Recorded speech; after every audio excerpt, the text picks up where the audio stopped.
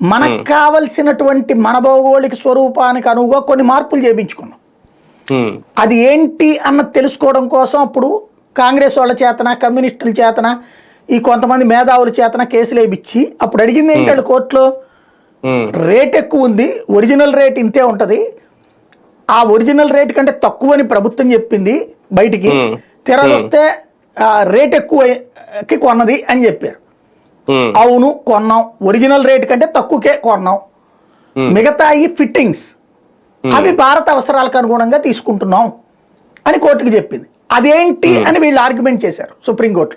అంటే ఈ రహస్యం బయట పెట్టించుకోవడానికి, ఇక్కడ మన అవసరాలకి తగ్గట్టుగా రఫేల్ ఫ్రాన్సోడి ఒరిజినల్ రఫేల్ కాదు, మనం ఓ రకంగా మిక్సింగ్ అనమాట, మన అవసరాలకు తగ్గట్టుగా బోల్డ్ మార్పులు అందులో. దాన్ని అప్పుడు అడిగినప్పుడు సైన్యం చెప్పింది అనమాట, ఈ విషయం ఏ ఒక్క ముక్క బయటికి పొక్కినా త్రూ న్యాయ వ్యవస్థ ద్వారా భారతదేశపు ఆంతరంగిక రహస్యాలు లేపడానికి వాళ్ళు ట్రై చేస్తున్నారు, కైండ్లీ అండర్స్టాండ్ అని చెప్పింది చాలా సీరియస్గా.